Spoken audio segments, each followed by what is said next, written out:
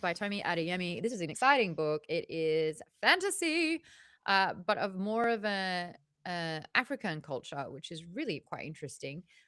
This is a book that's been on my radar for a little bit, but it really sealed the deal when I went to Dragonsteel Nexus and was able to see her on a panel with huge heavy hitters Brandon Sanderson, Pierce Brown, and Matt Dinneman.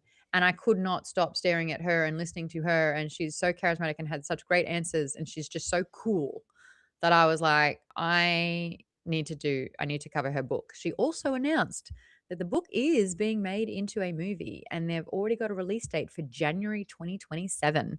So there is less than a year until this movie comes out. Big names attached to it as well.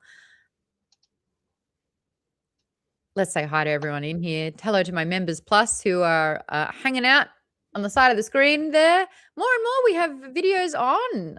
We get to see everyone, which means I get to see everyone's eye rolls, disagreements, agreements, thumbs up, all the good stuff. I kind of want to do a temp check. We're halfway through the book. We stopped after chapter 40. Is book good? Is book good? And it's people talking about that, I'll be like, is Twitch good? And yes, Twitch is on. Hey, hi Pianki. Lisa's in the chat. Toasted Posters in the chat. Loving all that. Let's see if YouTube is also up and running. Yes, it is. Oh, wow. Riverside, we're starting to work a bit better together. Good stuff. Good stuff. Is book good? Yeah, I'd say book is good so far. I've been really enjoying it. Just the only big issue I had so far really is that like arena fight. I felt like Why? well, You like didn't like it? it was a cool idea, right? The ship against ship, and people against people, diviners. You know, she's basically killing a bunch of diviners who are kind of people or real people. Like, Yeah. but the issue I found was like I didn't like about it was like it felt like the resolution was kind of way too easy, especially at the end. Like after they completed it and they're like, "Oh, we won." They're like, "Oh, afterwards, oh, they went bankrupt, everything." It's like, wait, what? They literally they bet all this ridiculous amount of riches, like for this one fight for some reason. We don't know why this one fight. They're like, okay, let's bet everything in the universe. We'll bet this incredibly valuable stone of immortality. We'll bet riches beyond compare, and then afterwards we're going bankrupt. Like what? That seems like a really strange business decision. I don't know. Like It's kind of interesting because we remember Kate from Maud's Book Club. She read this book a couple of years ago, and I caught her review of it on Goodreads. And she said that Inan was an incredibly inconsistent character, where the goal that he had in the book would just 180 out of nowhere with no real reason why. So I've kind of been like looking out for that. But you're right. In that situation, they're trying to help everyone, but to help everyone, they kill most of them. yeah, literally, it's Yeah. 30 ships full of people or 29. Sorry, because Yeah, but they saved one. Yeah, that's a good point. I feel like they were just backed into a corner, and it's like, do you do the right thing or do you do the best thing? yeah, I mean And they the go right with thing probably ends in dying. Yeah. Is book good? That's the question I'm asking everyone. Is book good? We're halfway through it at the moment. Let's get the chat happening, the public chat. Come with us if you want to die, says Toaster Poster. I thought that Sunstone was going to be a fake. I thought the same thing, Robin. I thought that it's like too good to be true. It feels like the games are on all the time. So how would they offer up something of this status just like all the time? Like when's the next Sunstone? The next Sunstone. So yeah, I thought there was a bit of a ruse with that, but no, awfully convenient that was the night where the Sunstone was the prize. Category on Twitch says Marvel Rivals. Let's change that. Or we could play No, Maude. No. after the show. There we go. That's changed. Should be just chatting now. Lisa's like, I'm in. Let's play. Bianchi said, look, the book's good so far. Good so far. Was the treasure chest gold just that knight's gate? Don't know. It's 720 only, but it looks okay. All right. Good so far. Book's fine, says Darren. Anyone else have opinions? Darren, haven't heard from you yet. Steph, book good? Looks fine. It's not wowing me, but it's not wanting me to stop. I just find a lot of weird inconsistencies. Thank you, KP Um, Dubs. but I wish it was more. I wish it was more Gridmark than YA.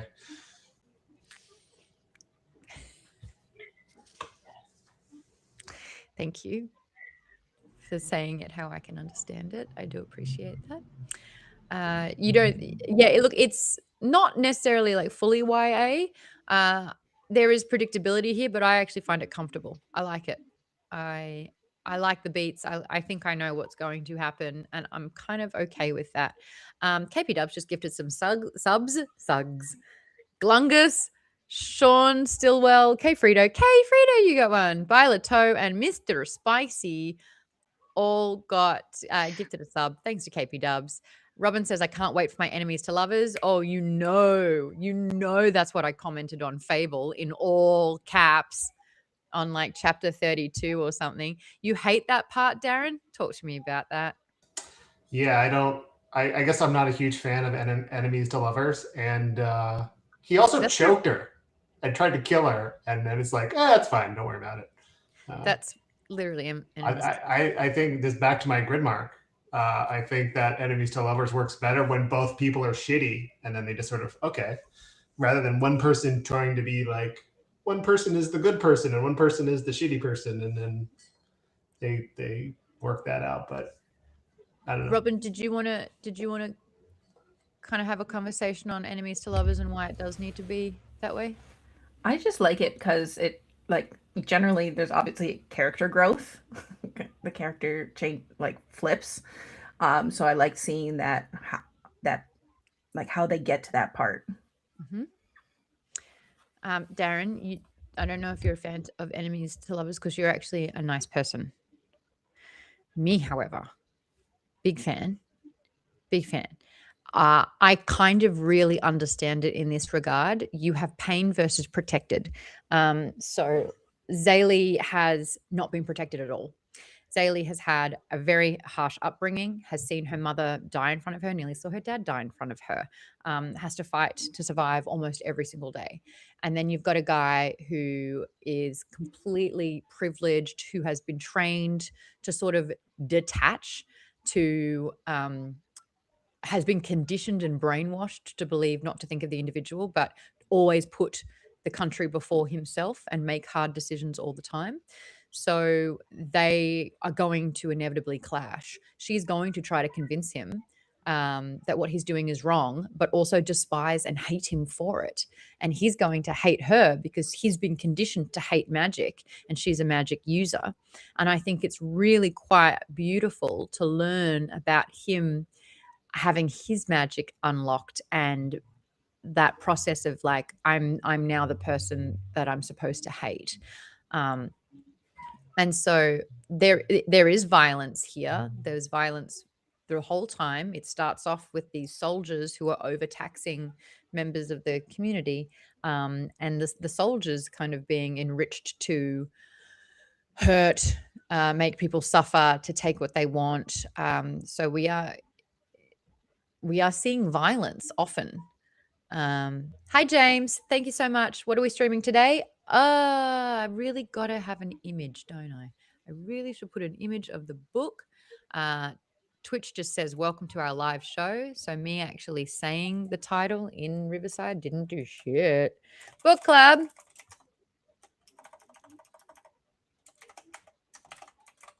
Children of Blood and Bone, Part 1. There we go. Can I get a picture of the book? Can I get a hell yeah? I don't think I can. Hell yeah, Maude. Thank you. Saved me for that one. The cover of this book is so flipping good. It is so cool. Big fan. I can put in an image. Ba-ba-ba. What happens if I... Whoa! Cool. That's not it. What if I make it the logo? There you go. It's a tiny little thing in the corner. Tiny, tiny little one in the corner. That's what we've got to work with. We're figuring it out live. Gridmark. I didn't know it was called that since I'm Danish. Tank. It's called grimdark. It's kind of like the subgenre of fantasy where it's kind of really surly, burly, Game of Thronesy. It's called grimdark. I have dyslexia, and when I would read grimdark, my brain would say gridmark every single time, to the point where everyone in the community just calls it gridmark because I'm bound to do it anyway. And it's gotten so much though that like I'm starting to confuse which one's correct. Is it grimdark? Is it gridmark? I don't know. It's the same thing to me. Baden, your hand's been up. What are your thoughts on enemies to lovers? Oh well, what I was going to mention is, well, before I get to that, I just want to quickly say, I think Zaylee does get some protection, like even though it's not as much, of course, as as Anon, but like basically, like she mentions a bunch in the book, like when she makes mistakes, her family gets paid for it, you know. And when the people who protect her is Zane. Zane is always want to protect her. Like every time she makes a mistake, he has to pay for it essentially. So he's taking care of her. He's protecting her. He's making sure she's safe, relatively speaking. But yeah, sorry, I just wanted to mention that because like she does have some support, but yeah, Amy Lovers. I think I'm not a huge fan of Amy Lovers. I'm much more into like rivals to Lovers. I feel like it's more plausible too because I feel like if you're doing Amy's Lovers, like kind of like KP's mentioning, it'd be like a long term, take a while, long time to like progress to that point. Like, you know, if someone realistically, you know, if you hate someone, you're gonna take a while to get to the point where you like them enough to transition to that part. But like if you're rivals and it's like more like you don't have any animosity, right? You're just competitive. That's fine. So that's much more of a reasonable transition.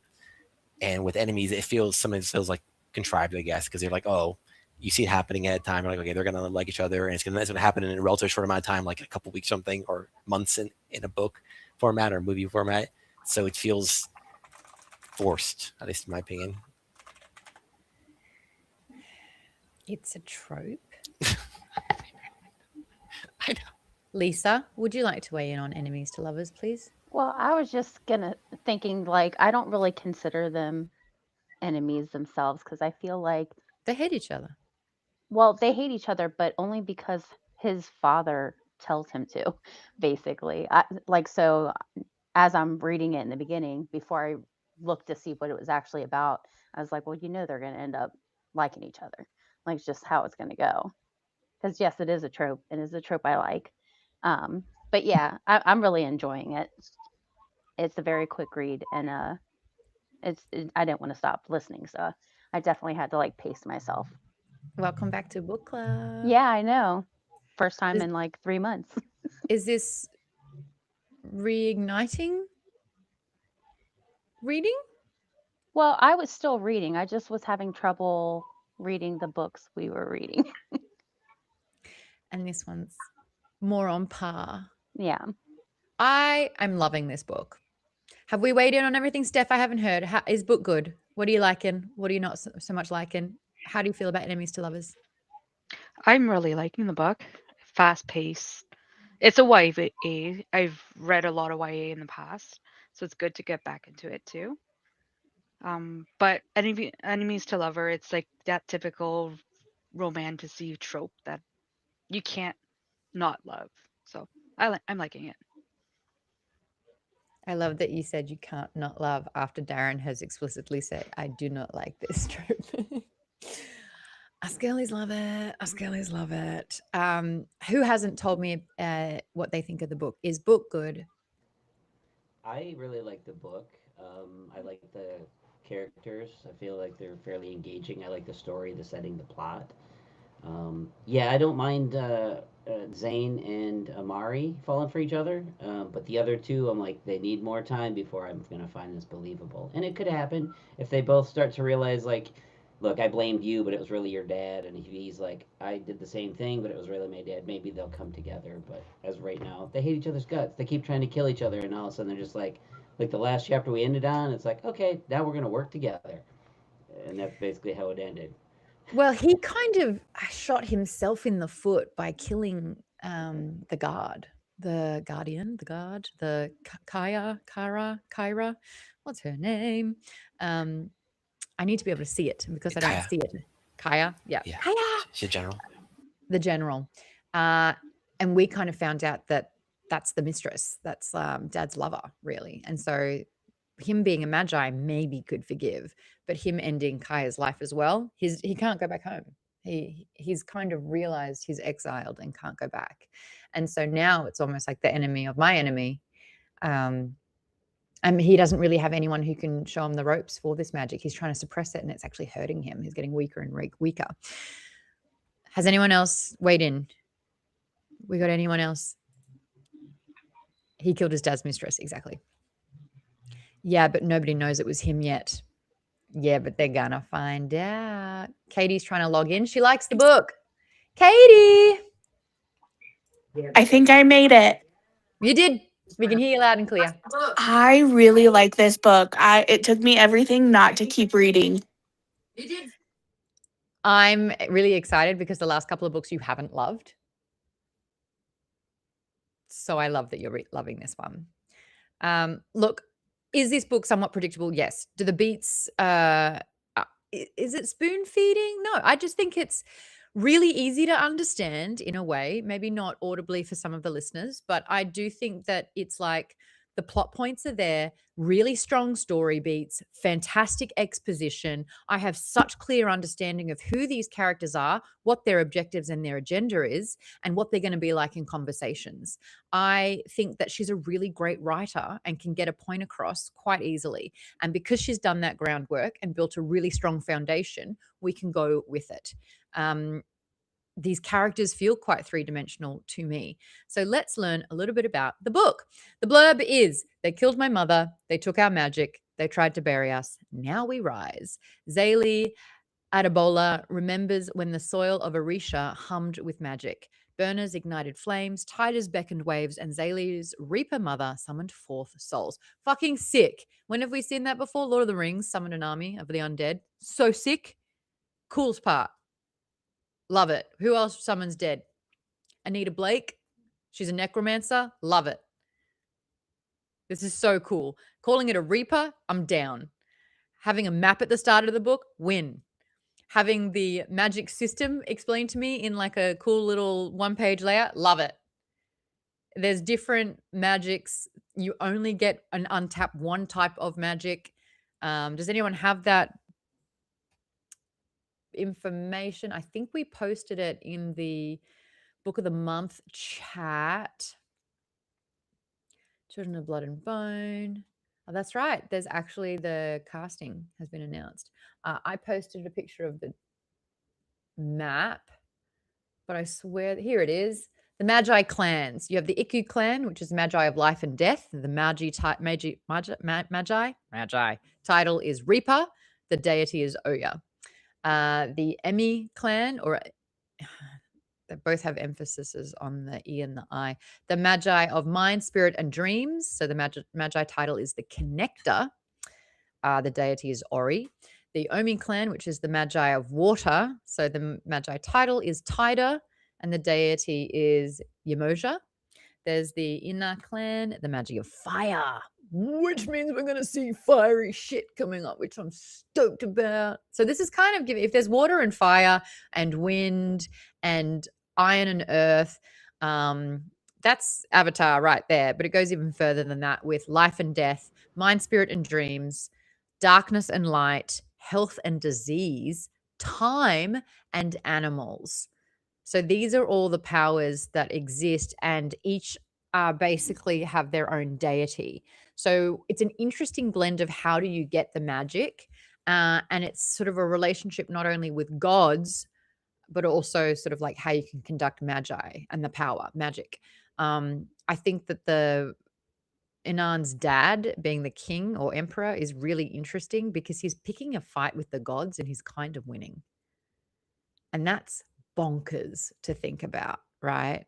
This is a mortal, and there's 8, 9 gods here in the Magi clans. And he's decided he's going to wipe out magic and sort of cease the relationships between gods and magic. That's massive. KB Dubs is talking about the fights. Not one of the 20,000 spectators noticed anything weird in that arena fight, even though that when you use magic, there's a lot of light and glowing. The arena cannot be that deep. Someone should have noticed. Agree.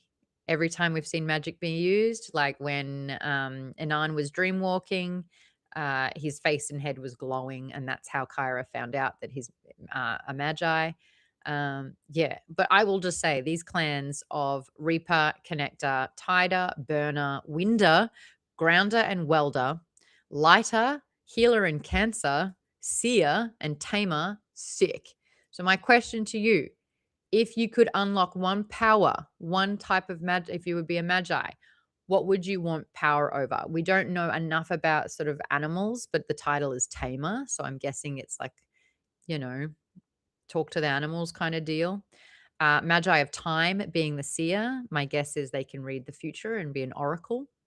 Darkness and of Light. I mean, hello, Shadow and Bone. Oh, I miss Shadow Daddy. Grounder and Welder with Earth, manipulate Earth stuff. Wind is obvious, fire is obvious, water is obvious. Mind, Spirit, and Dreams. This is Anan's power. He's basically dream walking and he's able to infiltrate the mind. So with not kind of telepathy, but also telekinesis of the mind. He stopped Kaya from running. He shut her down from the brain. How powerful is that? He's basically also like a human tracker. He knows where they are at all times. Yeah, I think it's like not telekinesis, but more like just like a kind of body control. Like you say, you only connect to the person. Psychometry? What is the Yeah, I don't know. I'm looking at I partially agree with Vaden, but he also picked up like their riders and just chucked them over the cliff into the thing. So he did telekinesis. Because at first I thought maybe he's just blocking their nerve center so they can't move. But no, he picked up and threw the beast over the edge. And he's recognizing just how Maude wants to control people again. I'm just saying it's a pretty sick power is all. But then you've got Zaylee, who can literally summon the dead and create an army. And we know that that's what her mother was. And her mother literally brought Zane back from the dead. So she stopped death. Also incredibly powerful. Someone's there with Wind being like, yay. Meanwhile, resurrection is happening. Moon Knight, there you go. Okay. Zaylee, I did all that. Everything changed. The night magic disappeared. Under the orders of a ruthless king, Magi were killed, leaving Zaylee without a mother and her people without hope. Now Zaylee has one chance to bring back magic and strike against the monarchy. With the help of a rogue princess, Zaylee must outwit and outrun the crown prince, who is hellbent on eradicating magic for good. Danger lurks in Orisha, where snow leopards prowl and vengeful spirits wait in the waters. Yet the greatest danger may be Zaylee herself, as she struggles to control her powers and her growing feelings for the enemy. Okay, well, there you go. That's just fucking told us that it is enemies to lovers. Still don't care. Who is Tomi Adeyemi? Let's go over that. Tomi is a Nigerian-American writer and creative writing coach based in San Diego, California. Her debut novel, this is her first novel, Children of Blood and Bone, came out on my birthday 6 years ago. Ah, she shouldn't have. The movie is currently in development with Fox, with the producers of Twilight and Maze Runner attached. After graduating Harvard University with an honors degree in English literature, she received a fellowship that allowed her to study West African mythology and culture in Salvador, Brazil. When she's not working on her novels or watching Scandal, she can be found blogging and teaching creative writing to her 3,500 subscribers at tomiadeyemi.com. Her website's been named one of the 101 best websites for writers by Writer's Digest. That's cool. Our main characters are Zaylee, Zayn, Princess Amari, and Prince Anan, essentially. Um, I, I don't even feel like I need to go into explanations of these characters because they're kind of quite clear. Out of all the POVs that we get, and we've had all of them but Zayn's at the moment, whose POV do you like? And do you think that there is enough of a shift, especially for the listeners, between each of the chapters that we get? I think at first I was a little, because I didn't realize Amari was a second character, but after the first like chapter of hers, I can tell them apart now. Just the tone and obviously what they're doing, but yeah, I think it's pretty clear in the books, in the audiobooks. Anyone else? I like. I'm personally finding Amari very interesting, and the reason why is because she has a very like her past is very unknown to us. Like we know kind of Zillie's past for the most part. There's somewhere unclear a little bit about her parents, but like for the most part, we know what she's about. With Amari, we don't know what happened to her exactly. We know she was struck in the back struck by her brother in a fight that she was forced into by their father. We're not sure. And we know that caused her to, cause essentially like almost like a PTSD kind of issue with her for the rest since then. And she's kind of overcoming that. So I'm like to see her growth. I feel like she has the most growth overall, and I'm just hope I get to see more of what happened to her and how she ends up, becoming a different person. KP Dub says we only know a few things about the royal kids' childhoods. There's still a lot to learn. Toastpost says I like Zaylee's chapters. Tank says I'm actually toying with the notion of trying some creative writing, although I'm thinking about doing some horror specifically for the Reddit No Sleep subreddit. Good luck. I think just keep writing until you just keep writing. Just keep writing seems to be the whole advice from all writers. Terry, yes, that's exactly what I meant. Nick says, I don't think we've seen enough from any of the Magi clans to decide. I want to see what everyone can do. Yes. Bianchi said, I found it interesting that Zaylee could chant her magic phrases underwater. Okay, we're finding some plot holes. Okay, that's fun. I understand that we're still learning about their childhood. I actually feel like there were beautiful examples of what was happening to kind of spell a larger picture. Amari's first chapter, she's not allowed to eat sweets. Her mum is like basically controlling her diet. Now, if a mother is willing to control her daughter's diet, you can bet your butt that she's controlling everything else about her. You understand that there is like being kind of squashed under her thumb, very, very controlling environment. Looks are very important. How you are perceived is incredibly important. And I notice a lot of the misogyny that's happening in that household. The mother is so scared of the king. She doesn't really feel like she can stand up to him either. And so she's then like pushing that. She's being controlled. Therefore, she's pushing her control down onto her children as well. We know for a fact that the relationship with the maggot being the slur word for the starts with D, diviners, and how they are shunned and they are not, an accepted part of society. And yet her best friend has ended up being her help. I thought that the relationship and I was actually kind of like struck a little bit by the first interaction between Amari and Zaylee. So we've established sort of like Zaylee as our protagonist and her upbringing and her loss and the dynamic that she has with Zayn, how he's sort of like the star player, but she has skills of her own. And they're taking turns to try and look after their father. So with the mother already dead and the father not really alive, this is a huge part of trauma for children where they have to be the adult for their parents. And it means they have to grow up extra fast. And it's turns into, not necessarily issues, but it really forges that child at a young age to be responsible, to take care. And they have to mourn their childhood in a way because they weren't able to be the kid.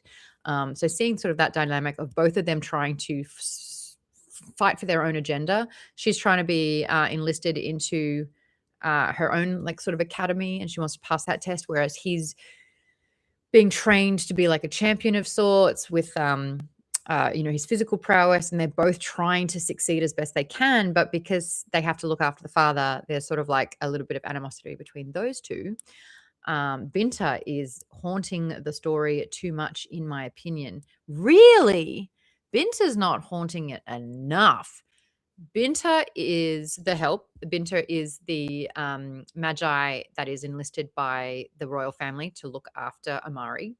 Amari's only friend, who, if you see Wuthering Heights, it's Heathcliff in a way, but who protects Amari from her parents as best as she can, but also wants to try and raise her really well.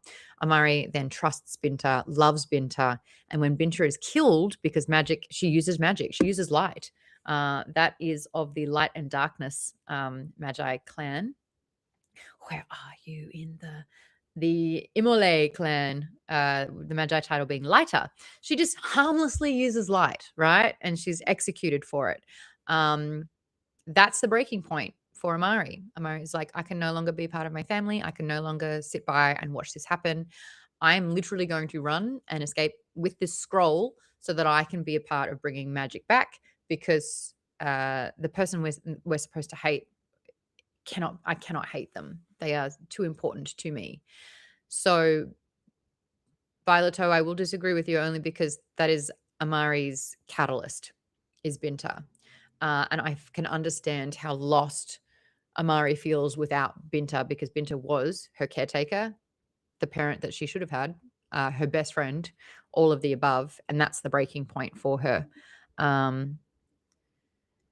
And we see that all the time with Zaylee as well. Zaylee's like questioning things all the time because she's like, my mum died. I'm like, this is but I don't know if what I'm doing is, I have no guidance. I don't have a parental figure. I don't have anyone helping me. So I'm going to continually second guess every decision that I'm making because I need help and I don't have any. So that, I think, will bring them together as well. What I thought was really interesting was the hatred that Zaylee would have had for Amari. Amari is non-threatening. Amari is not, I'm a princess and you should do what I say, otherwise I'm going to threaten you. She's like, I need help. I'm really sorry. Zaylee has what I think is really important to an African culture, which is pain. Deep, deep pain from prejudice and from having a system that does not help them and only hurts them. And you see Zaylee lash out at both Anan and Amari because of this. And it's, I hate you because you have privilege, you have power, you had the ability to change it, and you didn't. And Amari's like, that wasn't me. I'm doing my best. And she's still like, yeah, but fuck you because of your existence and how you were born into this.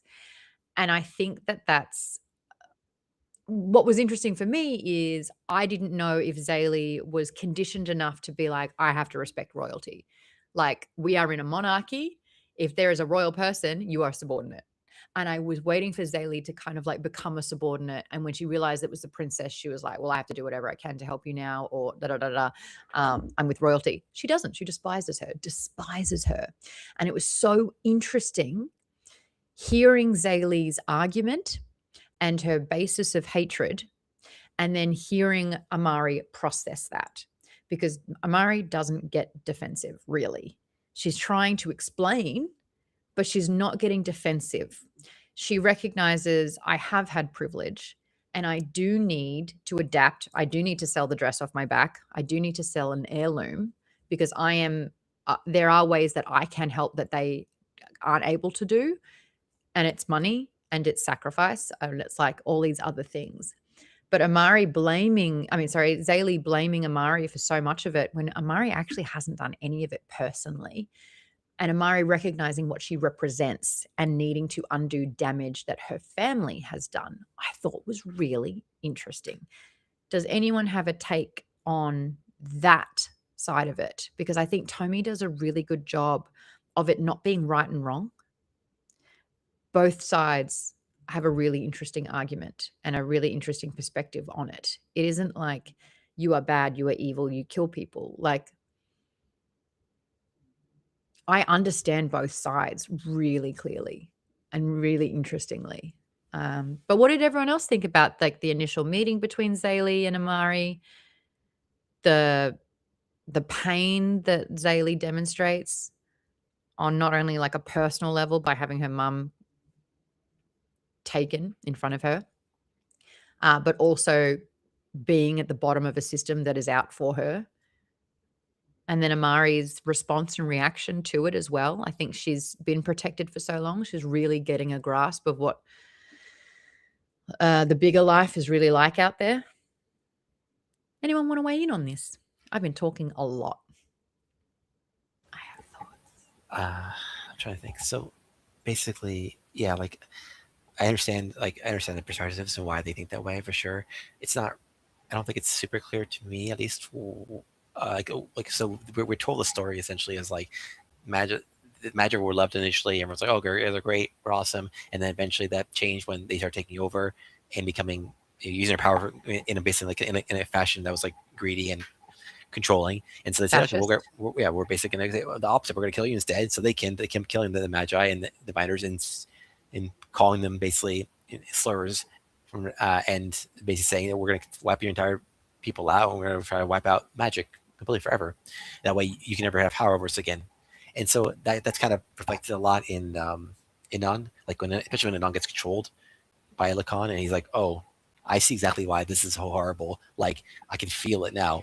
When you feel helpless, especially when you're rich, you're a prince. He's used to privilege. He's used to being in control, used to having power outside of his father. Like he's one of the top people. So when he's in that moment, he's like, "Oh, I'm vulnerable," and he hates that. It's a huge shock to him, and so. Yeah. And there's a stark difference between Amari and Anan. We have seen Anan use authority to get his way. He played the "I'm a prince" card to the general, whereas Amari has not done that at all. She is doing what she can and she's listening and she's learning, whereas Anan is filled sort of with a learned prejudice where he's sort of locked in on his ways. If his best friend, who in the same situation, if Binti was instead his best friend, would he justify the behavior of his dad? Probably. But Amari can't.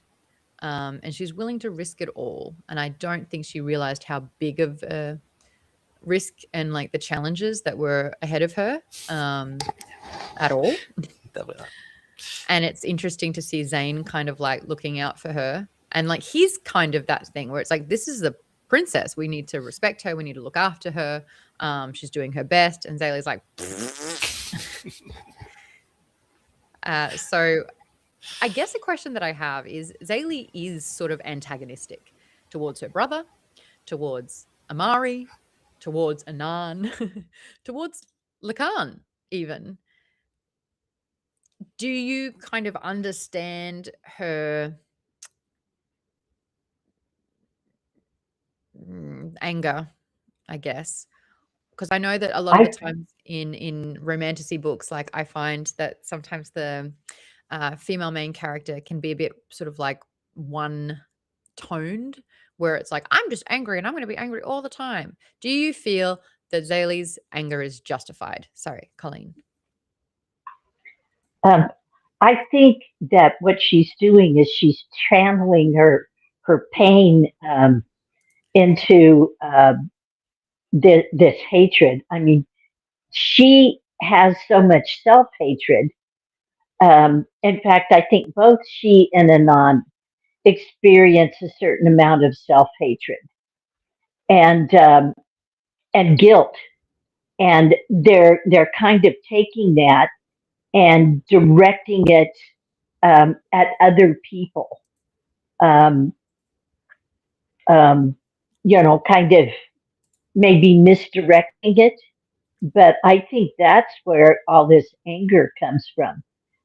Anger is something that can represent or be a manifestation of a number of different things.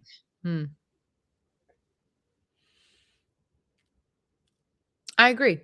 My Riverside just shut down, just crapped itself in the middle of that. So I'm glad it was still going. It's still recording. It's still broadcasting. Everything's still good. Everything's good. We can still see it. Maude's camera just froze. Okay, cool. That was all that was happening. My camera just froze. Yeah, no, it just went snap. You know how it does that little face where it's like, oh, we broke. Great. Love it. Do you think oh yes? One more thing. I don't think that either Inan or Amari really, they're very privileged, but I think they're also very controlled, especially Amari. They don't have the power that that other people would think that they would have. Yeah. Kaya wants to tell Inan what to do. In fact, she's ready to burn it all to the ground to kill him if his magic is shown. Which kind of explains. Oh, sorry. I was going to say, which is kind of like, oh, we did it again. Go ahead. It kind of reinforces the relationship with Kaya and the king, because it's like they are both that fascist and they are brutal, and the hatred of the Magi goes that strong that she sees him as a threat immediately, and like everything changes, even though they have an established relationship. And he's like, I'm the same person I have been this whole time. And she's just like, no, gotta go. Sorry, what were you going to say, Colleen?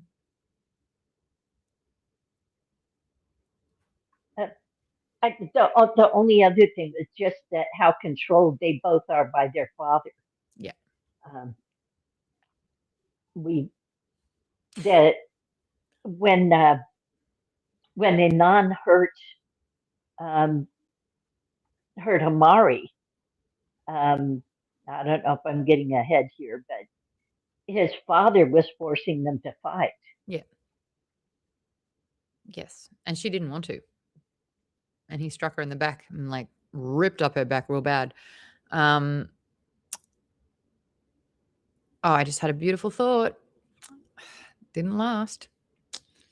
It just left. KB Dub says, it is mentioned that Saran lost his first family to a Magi attack. Did they really specify what that meant? Another wife, other children? Yeah, ... Don't know. Oh, that's what I was going to say. So I feel like we have two extremes when it comes to their fathers, right? Zayli and Zane's father, through depression and trauma, just switched off, was almost catatonic for a very long time. And he's slowly kind of getting his life back together. But they have to look after him. Like, he's just kind of opted out of being a father. His pain, his grief has just completely cost him who he is, and he's just absent. Even if he's there, he's absent. But then you've got the king, and he is forceful, abusive, horrible. So it's like one's not there at all, and one's so there that it's this like dominating, controlling thing. We actually don't have really good representation at all of a parent, because their mother has passed already, and she seemed to kind of be like the pinnacle of a good and decent person. She saved Zane's life. And then without her there, the father kind of just crumbled.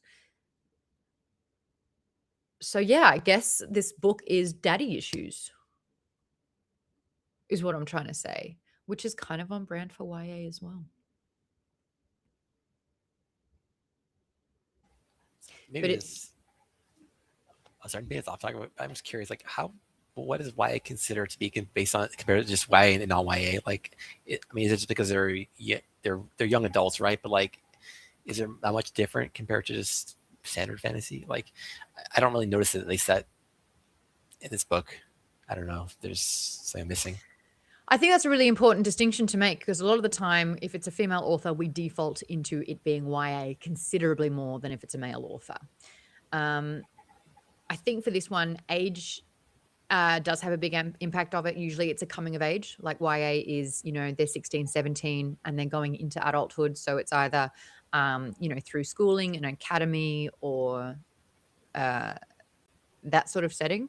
I also think that in the themes, a lot of the themes kind of like represent a little bit more of a YA. Okay. Yeah, just curious because it feels like to me like most fantasy in general. Like I mean, almost always like young adults that are growing up and doing coming of age stories. So it's like I don't see that much different right now. But so Darrow, young because they age a lot faster in the mines. Already married, was about to have kids. So that's, even though he's 17, he's like further along. He's not in his learning stage. He's kind of like already sort of like in the next phase in more life. mature. Yeah. Whereas, Zaylee was trying to, win. What was the start? It's not an academy, but it was like that sort of thing. She's trying to progress into her powers. Whereas Darrow got mechanically deconstructed and built again. So I think when you look at the severity of it, like one's passing a test, one is being broken and destroyed to be rebuilt again. But, at the same time, we are looking at death for the first time. Amari's never killed before, and we're experiencing that with her. Darrow's first time that he killed was Julian in the passage. But because it was a part of an institutional system, that's where it gets darker than, needing to pass a test. So I think the severity of it has a lot to do with it. I always think that it's a little bit more YA when they have sort of like an animal companion. Sometimes I find it hurts the story. This time I love it. I love the pack beast sort of thing. I love the description of like the horns behind the ears. I love that she'd rescued it as sort of like a pup, kit litter, whatever, so to speak. I'm really about that in this fantasy, but it does kind of lean that into YA as well. Yeah.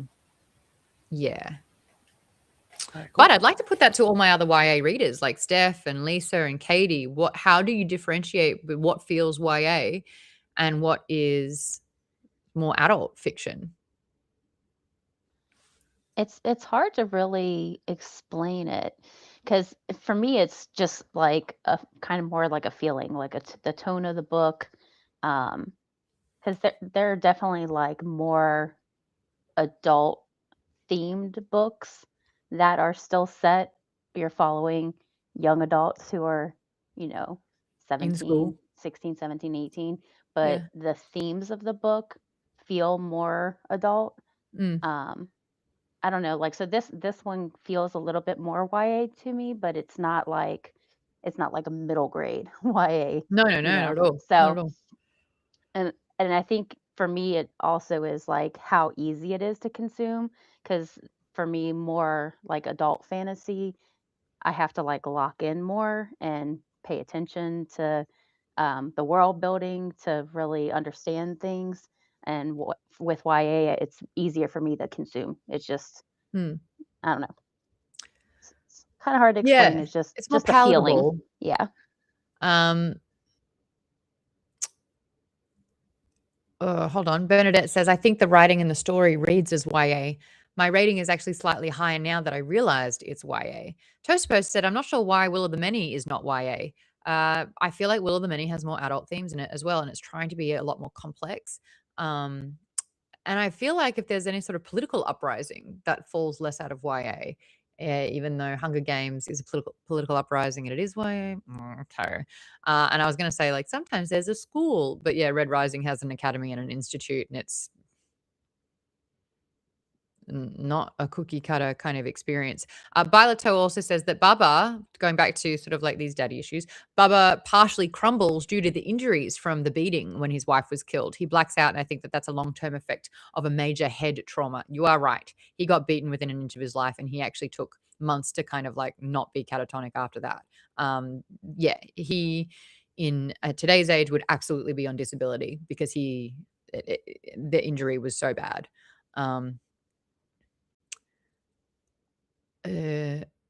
And Black Belt was saying it reminds me of Katniss's mum. Yeah, she just kind of just checks out, and they can't parent really anymore. It sounds like YA is just more appealing to a young adult audience, so it's easier to read and more accessible to most people. Yeah. KB Dub says, this book kind of seems to be heading towards a political uprising. True. It's breaking, yeah, it's just, dethroning the king and bringing back Magi. KB Dubs is giving us some ages as well. Zaylee's 17, Zane and Anan are older, maybe 18, 19, and Amari is probably 16. Would you say that this book is stronger with its world building or character development? Or both, or neither? Where is the strength of this book? Because I really dig the world building and I really like the character building. Yeah, I think it's kind of both. Because I feel like the world building's pretty strong. The characters, I mean, I feel like we don't know a whole lot still. I feel like it's kind of trickling in. You get little like flashbacks and stuff. But I think you know kind of who the characters are emotionally in the Yeah. book. So I think kind of both. Anyone else? Do you think the strength is with the characters or the world building or both or neither? Chat, I'm asking you too. I think it's so far with the characters, for me at least. Like, I find the setting fascinating, and I'm excited to see more of the world building. But I don't think we've gotten that too much yet. Like, I mean, when they got the temple and they saw that story, the murals showing like the history of the gods and stuff. That was really cool. I love that. So I'm hoping to get to see more. And we haven't really a chance to explore the clans, as people mentioned before. They're like, well, we haven't had a chance. Nick mentioned we couldn't really see the each clan's factions, each their powers and stuff like that, and what they really do. We've kind of been insulated to like the village from basically from Amari and Idon's castle to the village that Zaylee and Zane were at, and then now they got to the temple and I forgot the name of the place with the arena. The jungle. But, yeah, jungle. So it's like, yeah. We just haven't had a chance to. Exactly. So we haven't really a chance to explore the setting that much as I like. But I feel like there's a lot of potential there, and so I'm excited to see that. But right now, it's mostly been character. In my opinion. I think that the world is unfolding kind of through the characters. Agree. We understand the character, but we're learning about them or about their world through them. I mean, they're still discovering stuff about the world, so we're discovering it along with them. Nick says, I don't think the world is very complex. There's a main city where the monarchy is, some smaller villages. I want to know more about the magic. We've only seen a few glimpses and have many more clans to see. Agree. And the fact that the clan breakdown at the start of the book kind of tells you about all these different ones and gives a hint of the different powers, like animals and light and darkness. We've seen a little bit of light and darkness. We've seen a little bit about Zaylee's powers with the dead, living and dead. We haven't really seen health and disease yet. We haven't really seen a few of the other ones. So I agree with you, Nick. We haven't gotten... we've really only seen the tip of the iceberg with what it all is. And you keep in mind, like, it's all been outlawed for 10 years and they were 6, 7, 8 years old when that all stopped. So their entire adult life and, majority of their childhood really has not had it at all. They really have to go on memories of their mother, and that's only one type of clan, what Zaylee learned in school. And she's kind of got a bit of an education on all these different ones. I think that they were recognizing what Lacan's power or someone else's power, and she had to kind of go back through studies and the tabs and be like, oh, I remember learning about this, and had a bit of information on it. But you're right. We are going to see a whole lot more of this. The more I talk about it, the more it really reminds me of Shadow and Bone. You have a power. You are able to manipulate air, fire, water, And instead of earth with shadow and bone, it's heart renders. So you can literally slow and stop people's hearts, which, why would you have earth when you can just literally stop their heart? But going to an academy to learn about and unlocking those powers even further, the random little bit of the one shadow and the one light wielder. It's kind of a bit like that. But what I also found really interesting with what Lee Bardugo did in that world was, yes, that was really important in Shadow and Bone, but Ketterdam in itself was really cool. And so that's where the Six of Crows characters all sort of like had their stories, and not really any of them had access to magic. Same thing with the Force in Star Wars. Yes, you're a Force user, or you're just in that world and you are still important, like Han Solo, etc. So you're right, Colleen, in that this is character first, and we are learning through these characters about the world. We have a lot more to learn about the different powers. I'm excited to do that. We can't get that, though, until Zaylee performs the ritual. So why I think this is YA is because there is a kind of clear agenda, and it's somewhat predictable, the beats that we're heading towards.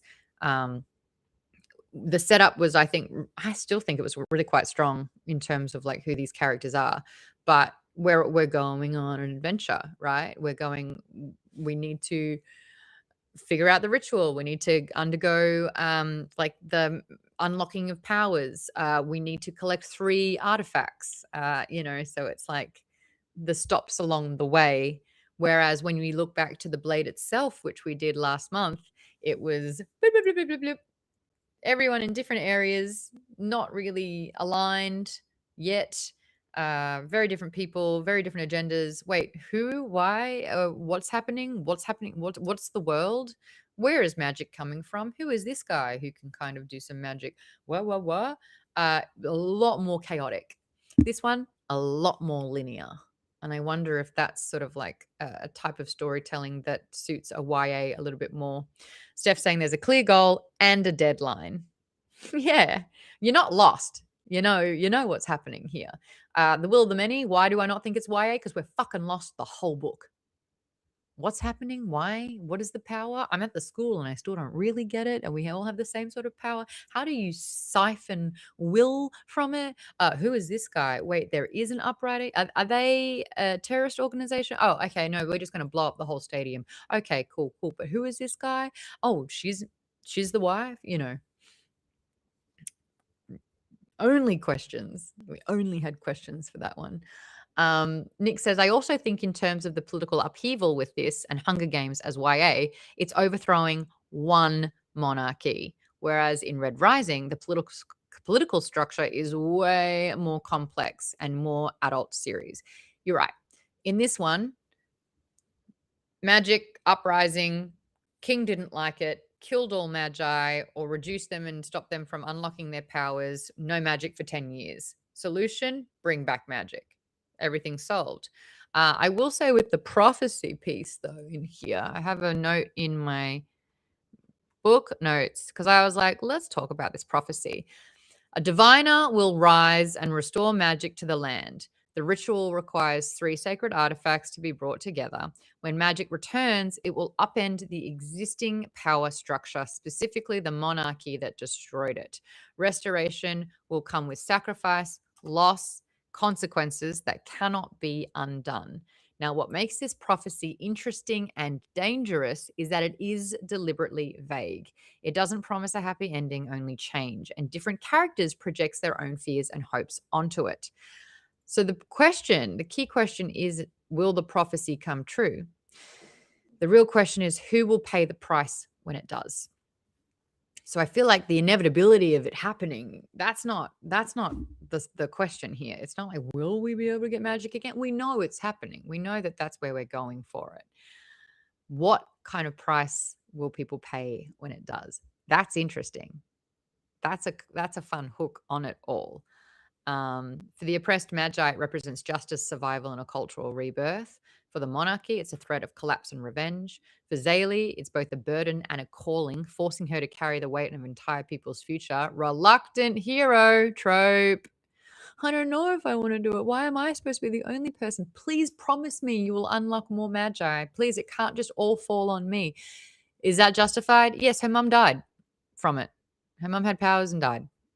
She has no guidance, doesn't know, hasn't really had formal training, is grasping at straws. I understand her doubt. For Anan, it becomes a crisis of identity. Restoring magic may also mean destroying the world he's raised to protect. And it also means he has been taught that he is now the problem. Interesting. I like it.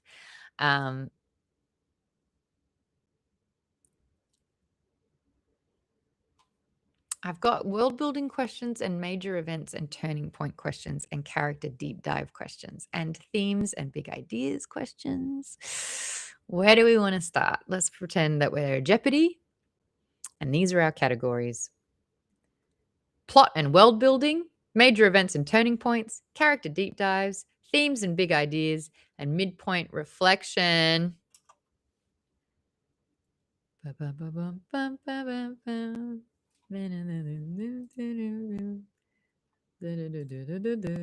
Always love themes. What are your big ideas? Says K Frito. KBW, do you think Zaylee is the most dangerous? She really likes feeling the power. I mean, she did raise an army. Yeah, she seems to be very enamored when she gets those feelings of power in her, and she has thoughts like, I could destroy this whole arena and kill all these people that are causing the suffering, which is sort of a laudable goal, but also very, very dark. So I worry about her being the chosen one. Kind of like Anakin was the chosen one, only he wasn't. I kind of understand that. She's had no one teaching her. She has so many kind of like questions of doubt. And then when she kind of taps into the power, she's like, oh my God, this is dangerous. This is a lot. Like, I have been given something that can be catastrophic. Ha ha ha. Now, is that going to soothe her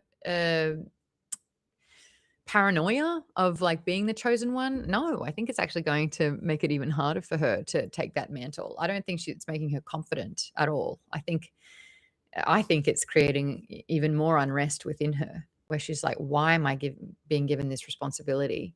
I should not have this type of power. Like, I could literally eradicate every person in here. This should not be given to me. I am not the person that should be having this kind of power. She's not like, cool, I could kill everyone in here. Everyone should bow down and grovel to me. It's not that. I think she's recognizing the depth of the power. Her powers have been on mute for so long that now it's got a depth, it's got a well behind it with no formal education. It's as scary as. How long will she remain reluctant? Will she get a teacher? Keep reading. Stay tuned for more.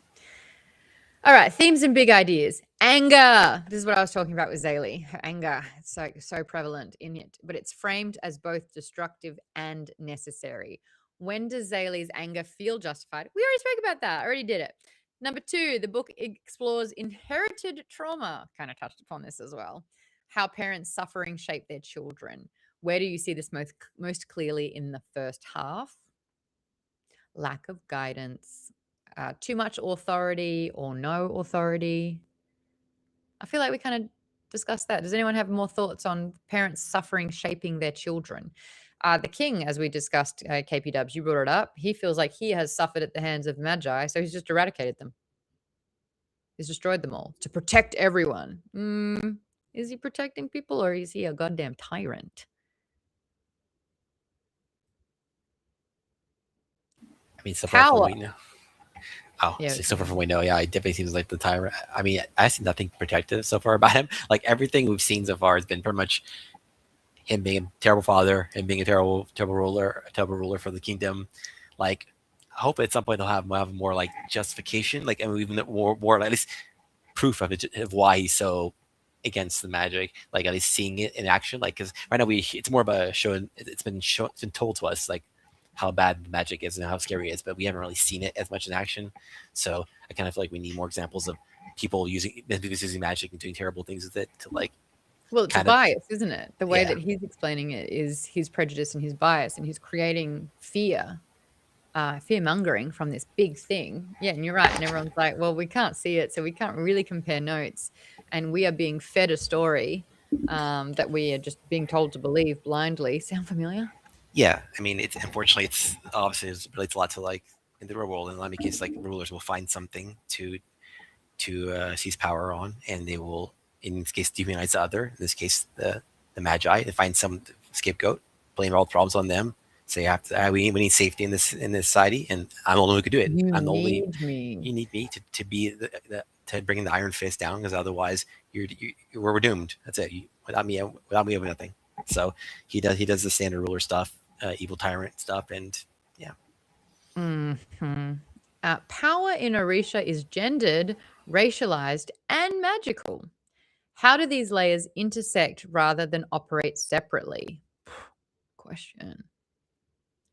Power in Orisha is gendered, racialized, and magical. How do these layers intersect rather than operate separately? Well, it's anyone who has white hair. We thought it was just women, because so far it was mainly only Zaylee's mother and Zaylee. But that's not true. Anan is now kind of gifted with it. So is he an anomaly, or are a lot of men also divine? Could become magi? I mean, Lacan, man. Weren't there a lot of the people that were sent into the arena? Those diviners were of both sexes. Mm-hmm. So um, I think Zaylee hadn't seen anyone before, any male diviners, but now the world's opening up and there are a lot more diviners than anybody realized. Mm-hmm. Zaylee's school, that was just women? Girls? Yeah. So I think that's where we thought maybe initially it was just girls, because Zane was out being a track star. Like, he's just jock, right? Yeah, he's just a jock.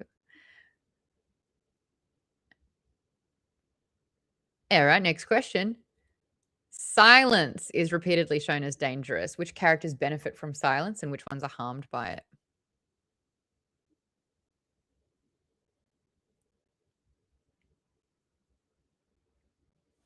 Let me look at the comments. Lacan was not a magi, I think. He was the one who conducted the ritual. So he was like... He was a Centauri, right? Priest? Like a priest? He had harbored ancient ritual intel. He was kind of a guardian of the magic and the rituals. Violeto says, currently Magi returning is an obvious good. I hope they all see signs of why Magi needed to be feared.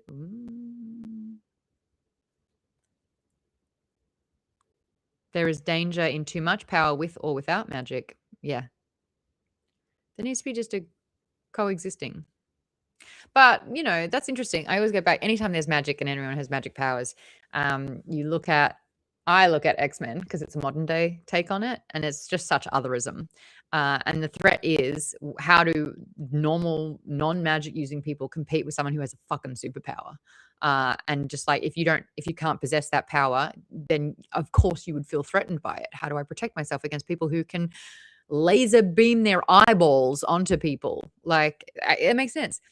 When we look at it through the Avatar: The Last Airbender lens, it was so much more community driven. So the water tribe, they kind of did keep to themselves. But in the Ba Sing Se or any of the Earth kingdoms, there was an army. So if you had earthbending powers, you either turn into the army. Toph wasn't. Toph was just doing her own thing. So it was sort of like you're integrated, but you weren't deemed an other or less than or a threat or ostracized at all if you got a power. You simply just kind of like led a different career path almost, where you went to a school, you were trained, and then your kind of career would either be working for the kingdom or the guard or as a sport. It was a lot more accepted. The Fire Kingdom, the different story, that was more of like a militant sort of take on it completely. And the Air Kingdom, they just wanted to be monks. They were just gonna live, meditate. And then Yeah. they all got killed by the Yeah. Fire Kingdom, because the Similar. Fire Kingdom's like, okay, well, we've all got powers, but ours is the strongest. Therefore, we will kill all the other magic and element users because fire is best. So Yeah, and similar to Avatar, the Cons people, Centauri all died because they were pacifists and they wouldn't attack anyone or hurt, kill anyone.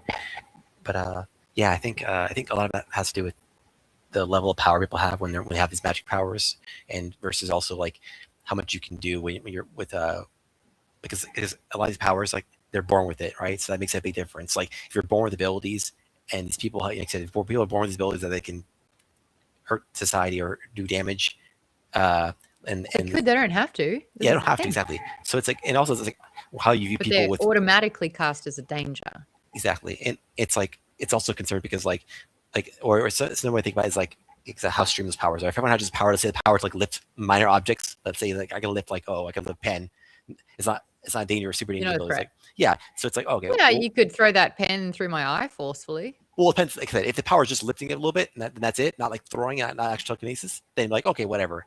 I'm not a danger. I can just lift the pen for up a couple feet, big deal. but because the powers are much more dangerous and they're much more like not just dangerous but visually dangerous. It's kind of like how terrorism is generally much more of a considered a huge threat to a lot of people. Like let's say, even though for a lot of cultures, like or a lot of people, like terrorism isn't actually a problem for them. It's just like something that happens across some other part of the world. But it seems much more dangerous because even though it doesn't do much damage, relatively speaking, to them, like the U.S. invading a whole country because of terrorism, like that was a big deal because it was a huge amount of people dying. But like for the most part, terrorism is usually pretty minor, and like but has a much bigger effect on the psyche of people. Like people see it as a huge threat, even if it's relatively minor. I feel like the word you're using is almost extremism. The extremists don't represent the majority, but the extremists are the thing that kind of put a stain on the rest of that community. We look at religion and how much fear has come from extremist movements based on religion. 9/11 was a great example. It was just a handful of people who did an incredibly destructive terrorist act. And for a very long time, anyone who was Muslim wore the stain of that. Now, it does not mean at all that they are all terrorists, but it was that hate leads to suffering. Yeah, anger leads to hate. But it's that thing where it's like people can't separate it. The extremists have now represented an entire community. And I think that this is, again, you're right, KP Dubs, it's fear, it's hatred. And this is where we get very, very hurtful stereotypes and unfair labels. And it's, anytime an extremist anything does something, it hurts the rest of their community. And we see it all the time. So this is where a prejudice can come in, where it's like a lot of the time you're not born Jew. You are born Jew. You were born Jewish. You're born in a Jewish community. You were born Muslim. You're born into the religion. And what people will decide is, well, I've seen one person in your community do something harmful. Therefore, I expect everyone in that community to do something harmful. And people within that community are being labeled undeserved. And this is what I thought was a really interesting conversation here, where it's like all magi users are dangerous. No, it's not true. Some could be dangerous. Some could use it for, a bad cause, but everyone else is then hurt by that. When you look at Amari, and what I thought was that really interesting sort of discourse between Zaylee and Amari was born into being a princess. She was born into royalty. She didn't ask for it. She's born into royalty, and now she's wearing all of the blame for every decision that her father makes. Is she passing legislation? No. Are these any of her decisions? No. Does she even agree with them? No. But she is going to wear that for the rest of her life because she was born into that role. And it's different when it's like, that's more of like an individual thing. She was born into a family versus, and that's a lot more intimate versus like you are part of a religion or a massive community. And therefore, like one person, you've never even met them, you've never even heard of them, you haven't even lived in the same ecosystem. You were born in a different era. And it's like, when is blame healthy? What can you do with the blame? Amari got blamed, and I think because it was her father, she had witnessed it and she decided to revolt against her father's decisions. So she's like wearing a lot of the blame of her father because she was sort of like directly in that household. A big argument that is being made is sort of like the blame of ancestors. Now, no one is even alive generations and generations and generations ago when shit happened. How do we maintain a level of responsibility, and what are the reparations and what do they look like when no one in today's age was directly responsible for it all?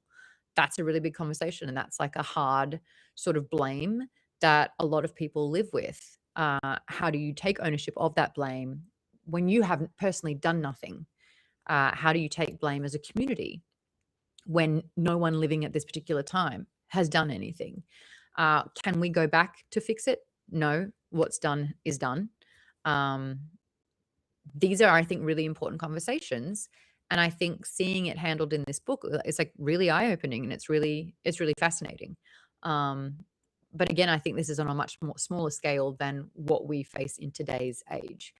Another thing that I had, it's gone again. It's gone. But does anyone have any insights into sort of blame, actions, reparations? Anan is becoming what he is being told to hate. Magi using their powers to hurt people. He literally killed someone with his powers, and he had his powers for 4 minutes. It was to protect himself. I think that something we can see in this book is that too much power, with or without magic, can be destructive. The king doesn't have magic, but he intends to wipe out entire communities. He's going to commit genocide. Yes, openly. Exactly. And with every part of his power bestowed upon him. Yes. Exactly. And then he's telling his son to, and this is what Kaya did as well, where it was like, that person has slighted you. Kill them. They can't walk away from this. You need to make harsh decisions and you need to live with fear, but you are able to take life at will. And you just kind of like, how is that good ever? What are you maintaining? What are you upholding? There is no compassion. There is no justice. You saw Amari, you're just a merchant selling wares. Yeah, you're done. Makes no sense. But this is again the conversation where if someone has immense power, and we saw it best, I think, in Project Hail Mary. Mum said that it was the most unbelievable part about the entire book, that someone had unfettered power, absolution, could pick up a phone and whatever she said would happen. And she said, I found it incredibly difficult to believe that she was a good person. Because that amount of power, it's hard to maintain being a good person. We are looking at a series of files being released right now of very powerful people. Has an arrest been made? Is an investigation taking place? Or is the public just now privy of the type of power and corruption that is untouchable to possess?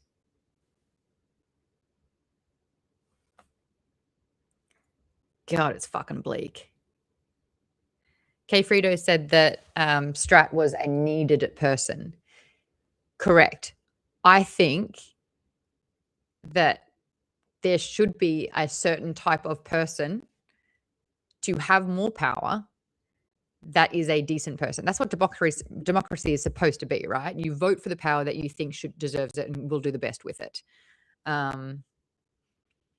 Democracy is biting us on the ass right now in a country that I live in.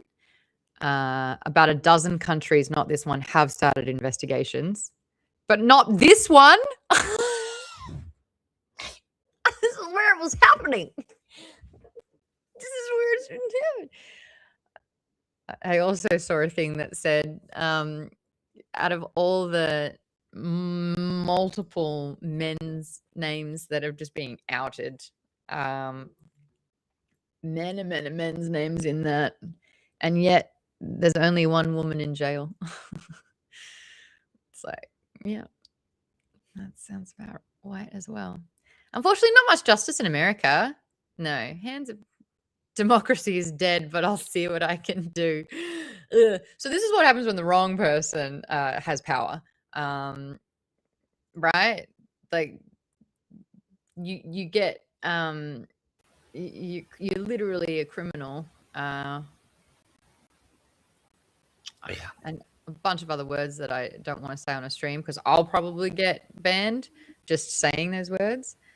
Justice exists if you can buy it. That actually then completely disintegrates what justice equals and represents. Justice should not be able to be bought. Anyway, all this to say, we need a lot more compassion, and people who do have power should really be able to make decisions based in. But hey, Nyla, right? Love Nyla, great. Love that big cat. Love Nyla. Who else realized that it was Nala but Nyla? Pinge again. That was a Lion King reference. Okay, she's perfect. Hell yeah. Power, with great power comes great responsibility. Fuck, I can't believe Spider-Man is saying like the biggest lesson the world needs, which is with great power comes great responsibility. You need to be so responsible with that level of power. And I think fear comes from the fact that people know how bad people can be. And the assumption is that you could be bad and you don't know if that person will be good, because we've seen so many times where it has been bad. Peter knew, and Uncle Ben. More like consequences exist if your opponent can't pay someone off. Yeah, it's bad. With great power must come great responsibility. Must is always forgotten from that quote. With great power must come great responsibility. And I think that's why we really relate to superheroes, right? It is that there is a strong justice piece. It is, I have been given a gift. I have a superpower. We need to protect the weak. We need to save people. We need to be heroes. We have to rescue. Soup or heroes? Soup, please. I have a corn chowder in my fridge that I'm quite excited to eat. Toaster Poster says, I love watching Zaylee taunt Anan in their dreams. Highlighted the book for me. I know, I love it. And she's not wrong. The whole time, she's not wrong. She's like, I can't wait for you to figure out how fucked you are.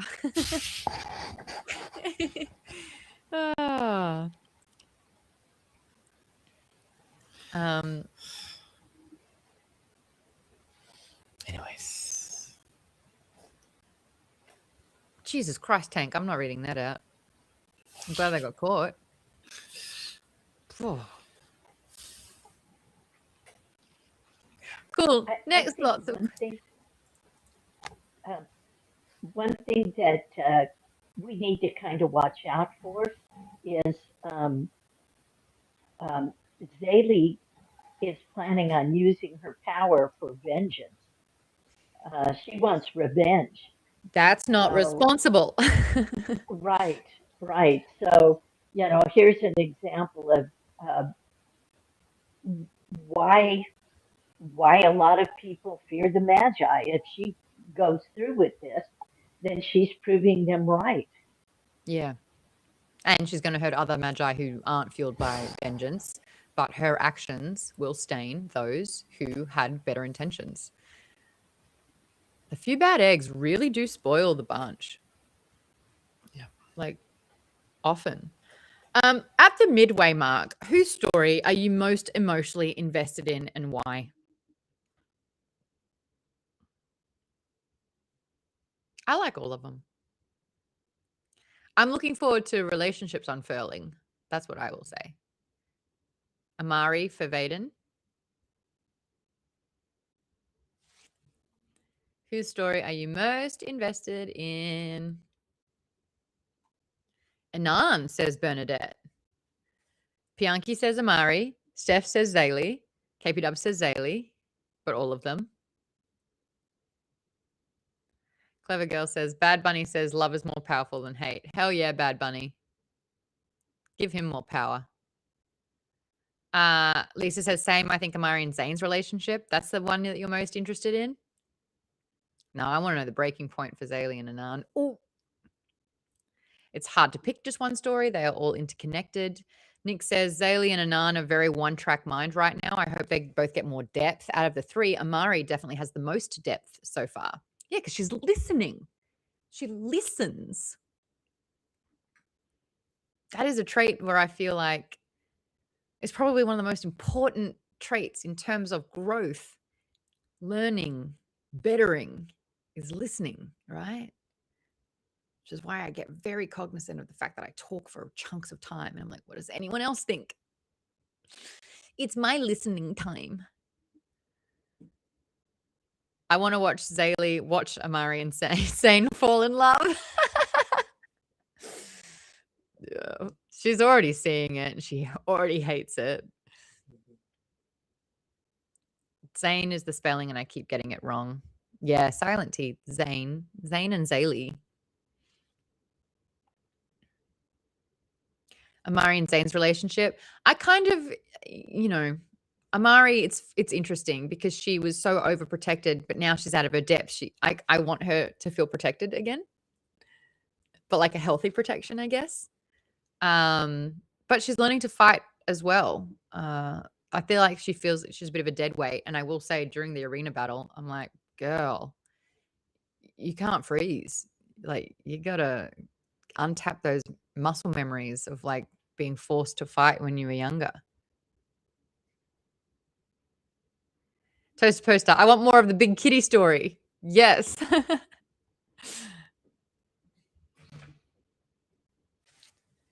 Yeah, I'm looking forward to the relationships unfolding. Next question. If the book ended here, what would feel unresolved versus intentionally unfinished?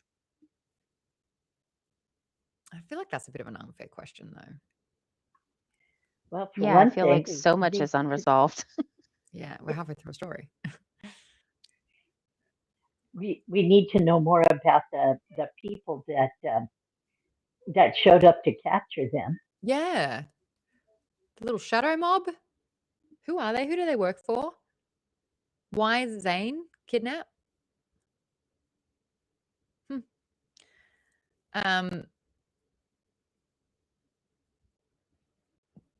Do you trust the prophecy or do you feel the story is warning us not to?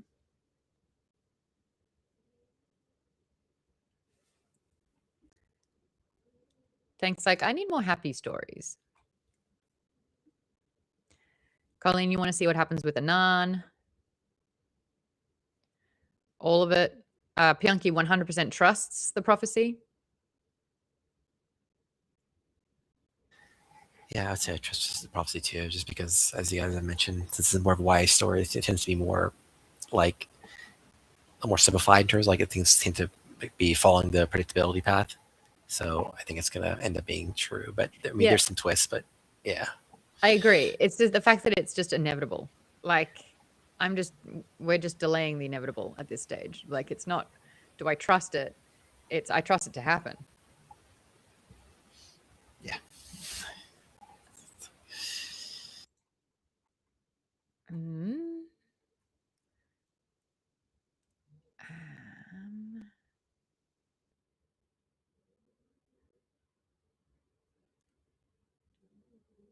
I'm reading some other questions that we haven't gotten to yet. Amari's decision. Oh, here we go. Amari's decision to flee the palace is a sharp break from her former life. What is the exact moment where you feel like she crossed a point of no return? When she took the scroll. That was it, just when she took the scroll? Not when she took her first life? When she sold the dress? Well, it's a progressive thing.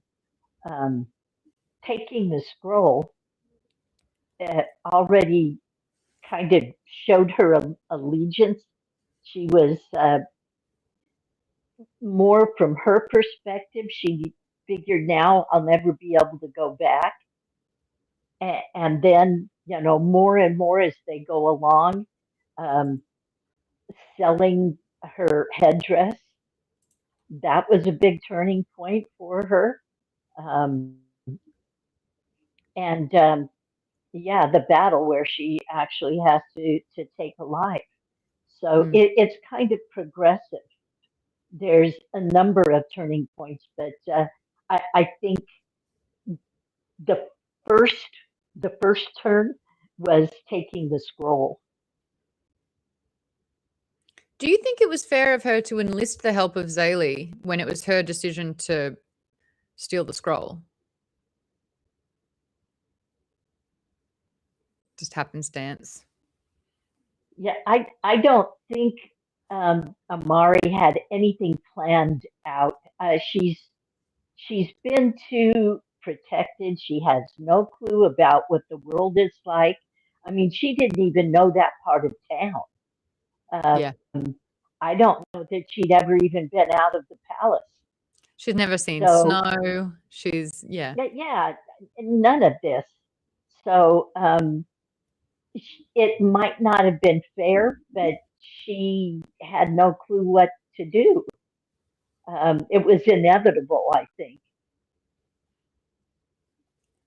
That was the fate of the gods intervening, putting the two of them together on that path. There is no free will. Ooh, this is the thing. The gods are mentioned. They've kind of answered Zaylee a few times. Like Zaylee's starting to connect with her god. That's giving the life and death magic. But we're not really seeing all that much evidence of the gods. And I feel like it's less about religion and more like the god is a patron of magic. Like we're not really seeing all that much worship. There's a temple, but that feels like it's an ancient sort of temple and symbolism of what it is. Is there like a loophole here where it's like if the gods always exist but magic doesn't, does that mean the worshipping of gods stopped? Or is religion still quite prevalent in that society 10 years later? What role, apart from magic, do the gods play? I'm not 100% sure, but I do think that, yeah, like the lack of worship is in large part because of Sauron. Like I believe when they destroyed he's trying to destroy magic, and he's also destroying the believers in the magic, and those believers are reliant on to some degree their god or powers. We don't know for sure, but it seems like they're tied to the god in some way. So it does seem like, yeah, that the gods are necessary for the magic, whether they're actual like entities or like just like maybe just like forces of nature instead. Not exactly sure how sentient they are sapient. But. And there's also, I mean, the big standout for me was the god slang. I can't recall exactly what it was, but I remember it was like every other page there was like a gods tell me or something like that. Gods only know. Gods only know. Gods only know what this is about. Gods only know what's happening here. Gods only knows. And I thought that was really interesting because it's like, ours is, oh my God. Now, what it actually means and how it's sort of related to religion is separated so much, but it's a big part of our culture. Oh my God. Exclaim. And she's like, gods only know. And so that's, slang that's involved in her language. I just thought that was really interesting, that's a big part of it as well. And, people aren't going, oh, you cannot say that anymore.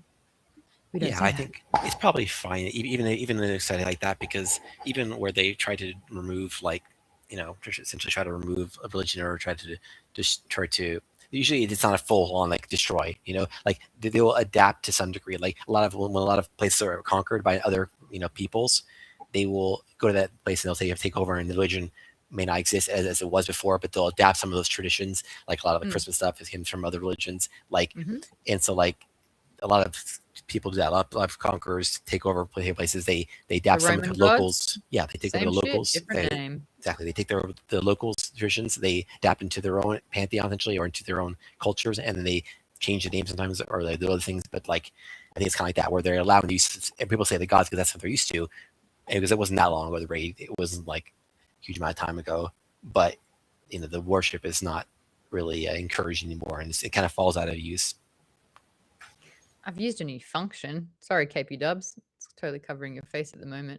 I'm also wondering why this 100-year solstice is absolutely the only time to restore the connection. The next 100-year cycle apparently wouldn't work. I think that also is like with the fates of it all. Like things are all coming together at this time for this thing. That's really cool, Sister Sabosa. I can pull your questions up. Not all of the comments come through in the feed, though, which is quite annoying because I wanted to put one up earlier from KP Dubs and I couldn't because it didn't show. But I can do. Yay, Tosa saying that's really cool. Speaking of the scroll, where did I see that question? Where are you, scroll? There's a question about the scroll, and I don't know where it is anymore. I don't know why. Here it is. The scroll becomes a symbol as much of a plot as it does a plot device. What does it represent differently to Zaylee, Amari, and Anan? It's not a MacGuffin because there's 3 artifacts that they need to hold on to, and they're separating them, so they're not all going to be on one person at any given time. But what does the scroll symbolize to Zaylee, Amari, and Anan? I feel like the scroll symbolizes to Amari like freedom, empowering and bringing the Magi back as a people, because her best friend was killed, and I think the scroll represents never having that happen again. What does the scroll mean to Zaylee, though? What does it mean to Zane? I feel like Zane's just got a quest hat on. Must have scroll. Tick. Yeah, I think say for Zaylee, at least, I think the scroll represents like her connection to like her mother, like because her mother was a reaper, and that's one of the things that's so important to her, especially with how she saves Zane. So like I feel like it's like she feels like that's her only real connection to the mother anymore outside of her brother. Well said. Violet Toe says it's wait, I can pop it up. It's forbidden knowledge. Yeah, Zane, it doesn't really impact him. He just knows that it's a task.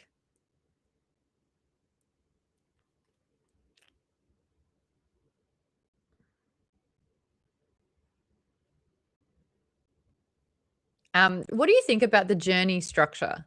In my notes, I have the journey structure kicks in quickly. Does the pacing feel urgent or rushed? And how does that urgency affect your emotional investment? Do you think that the urgency is there because Anan and it was Kaya were constantly chasing them, and Anan had like his powers were able to become a compass, a beacon, so that they were always on a hot pursuit? Does the journey structure make it more predictable? We're going on an adventure. My question shit. The journey gives them a deadline, and it does really propel the story forward to the point where sometimes it almost seems too convenient, like when they get the stone. Yeah, it did, didn't it? Yeah, that seemed a little too convenient. But for the most part, that's what's driving the story, this quest. And they, I think Zaylee's the one that's the most motivated by this. Amari seems to want to atone for what her father did. It's what And Bernadette Zane said. just largely feels responsible for taking care of Zadie and Saley. now Amari. Yeah. He- Mm. Nick said they're also rushed because they have to complete the ritual by the solstice. So when the sun sets on the third day, it's like that kind of, all right, time's running out and we're getting chased and we got to collect the 3 artifacts. I kind of don't see it another version where the stone wasn't there because it kind of had to be because so much was like out to get them. And, if there was like another hurdle, you'd be like, oh my God, we don't have time for this. Toastpost said, I like that everywhere they stop, we learn more about the world and have a mini quest. The journey keeps the story interesting for me. Agree? Disagree? I think the characters keep the story interesting to me. But a character on a journey, great. If there were any fails along the way, it's book done. Book done.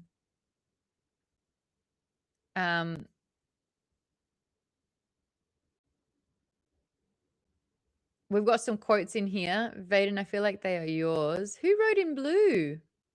Steph! Steph, one of your themes was guilt. Can you talk me through the theme of guilt in this book? I think it's what you touched on. You said like blame, Mm, but guilt in the other sense that like Zaylee feels wearing the blame. guilty about bringing all that destruction and death to her village. Amari, it's the guilt of her father, guilt by association. But I think we touched on it with the blame theme. Yeah, blame is sort of like owning someone's guilt is owning someone's blame in that Yeah. regard. But you're right, the guilt of like, and I feel Zaylee has this, like everything she touches just dies or gets destroyed, or she's the cause of so many things. I'm surprised she hasn't started blaming her mother's death on her. I feel like she's got a little bit more of a strong sense around that. She was so young anyway. But Amari is really struggling with the guilt of it all. And I think that's why she's empowered to listen and to make reparations and to try and do what she can, everything that she can, because the blame is directly with her father. And by denouncing that responsibility doesn't actually help anyone. She's looking for solutions. She's looking to make things better. To be honest, how is Zaylee even functioning right now? She has so much blood on her hands at this point. Is bringing magic back worth it? See, here's the thing about Zaylee. She kills them, she can bring them back. She's a resurrectionist. They stay dead, she can still manipulate them into joining her army. So people dying around Zaylee becomes more and more irrelevant. I don't think... Well, they don't come back. They just go to heaven faster. And then she brings them back as they're undead. She brings out their spirit. No matter what version of them, she's got them.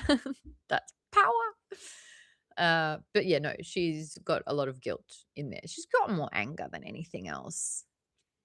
And Zane has responsibility. He just feels the responsibility of it all. I don't feel like he's got much guilt.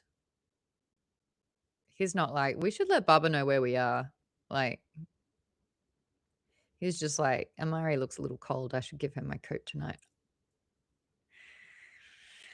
Some of the quotes. Vaden, do you want to read any of yours out? Let me see. Sure.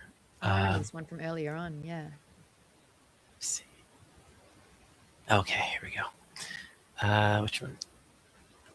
Oh yeah, I think unfortunately this one's pretty relevant. I shouldn't be asking when things got this bad. I should ask why I thought things hadn't gotten better.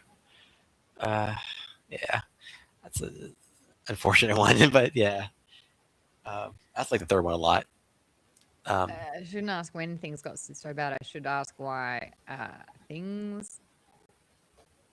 why I ever thought things had gotten better. Yeah. Oof. And then for the third one, like it's those are Father's words in on his decisions, not yours. We are our own people. We make our own choices, and that's this super important. is breaking. Generational trauma. You do not have to do the things that were done to you. You do not have to pass on the things that were taught to you. Yeah, like You his can change from this point.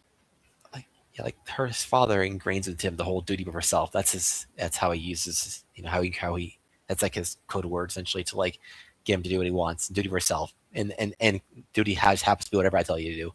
So He's like dehumanizing him. yes, You are not a person. What you want doesn't matter. You must always think bigger than you, because you don't matter in this. Your role as my heir is to think how I think and make these hard decisions and destroy anyone who, gets in your way, essentially. Yeah. Which is a little bit of a contradiction when you think about it. Do I not matter or do I matter? So if they insult me, that does matter because it's towards me. But if I have compassion, then I need to disown that because it's not about me. Yeah, it's just another way for people to say, "Hey, just do what I say." That's it, and like I said, whatever I say happens to be right. It's just like I said, it's another form of control, and he's a weapon. He's not a person. He's a weapon. Yes, I mean he sees only his kids as tools.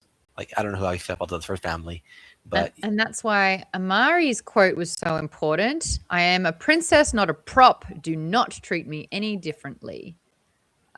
She's seeking her agency again.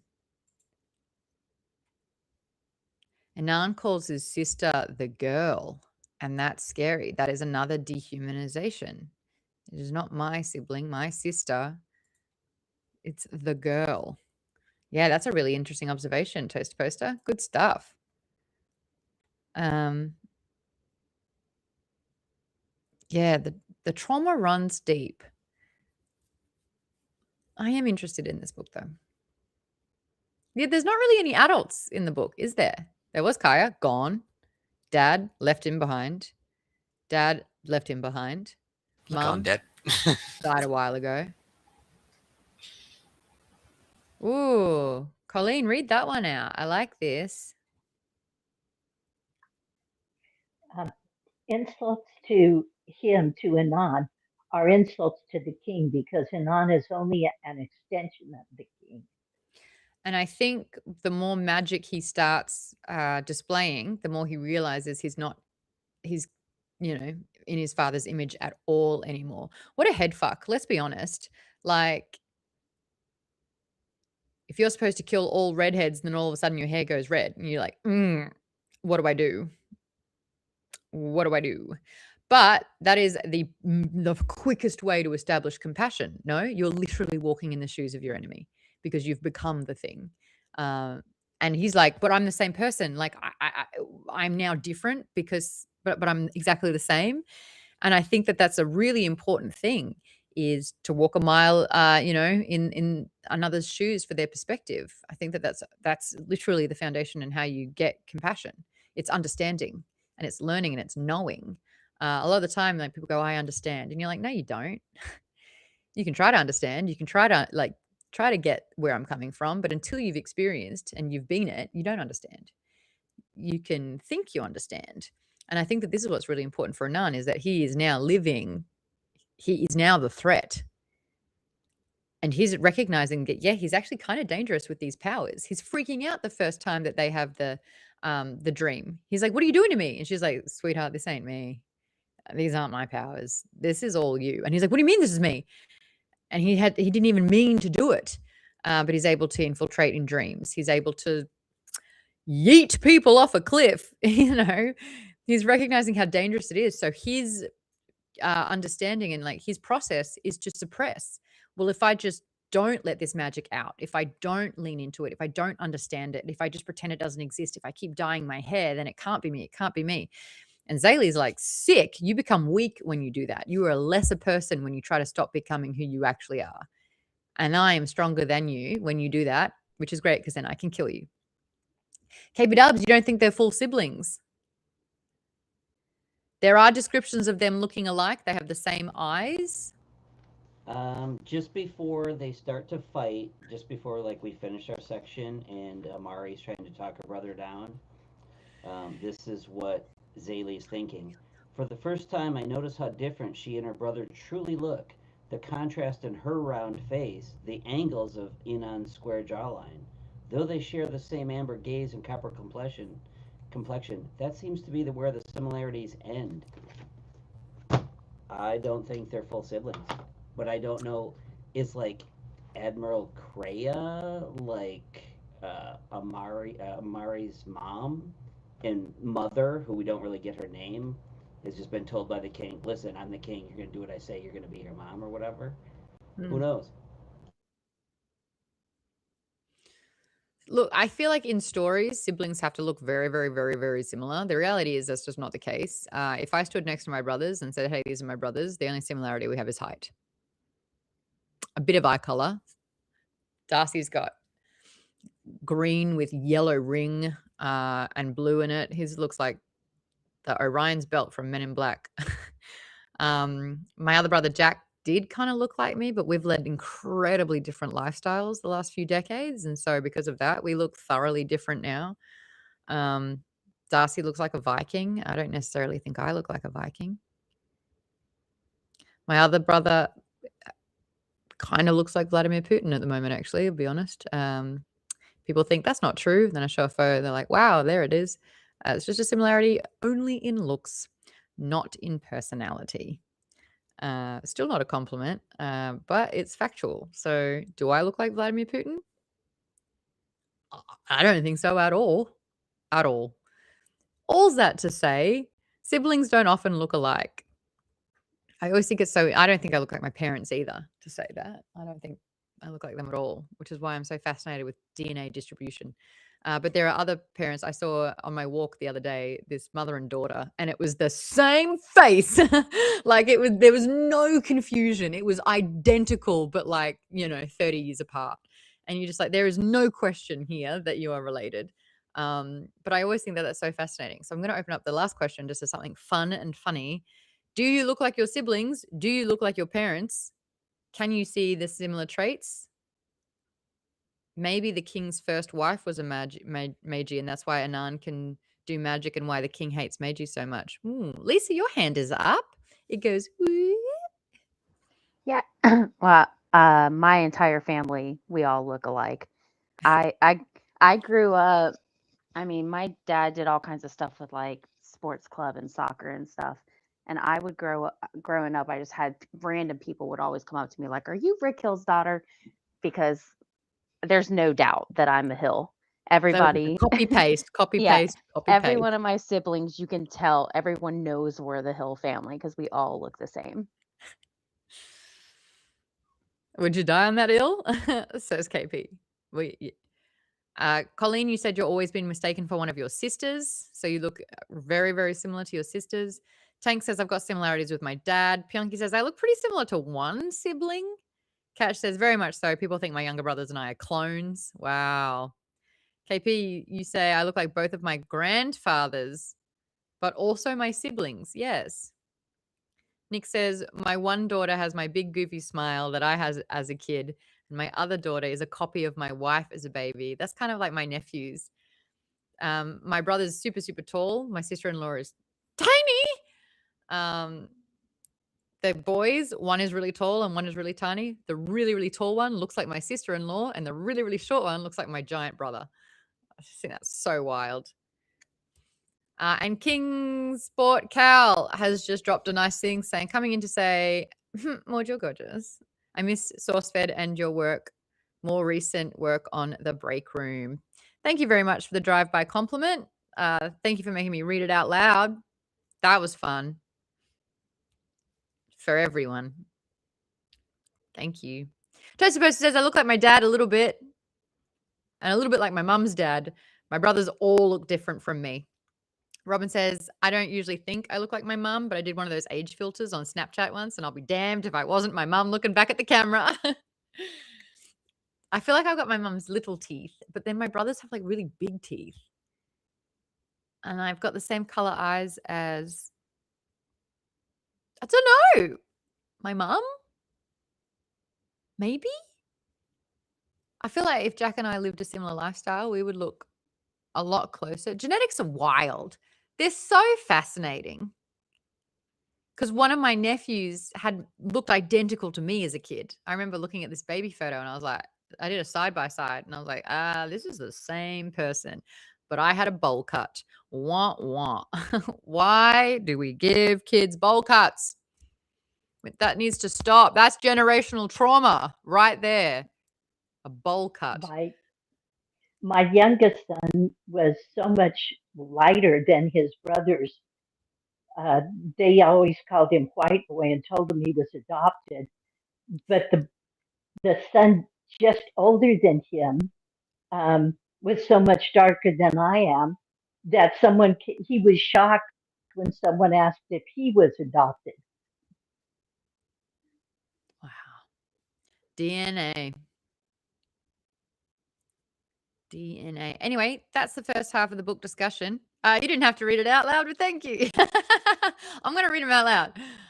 Love all your stuff. You should be famous. Also, your junket interviews are fire. I don't want to be famous. I just want to be good at my job. I think fame is scary. I know that this community knows me, but I like going out of my house knowing that no one else does.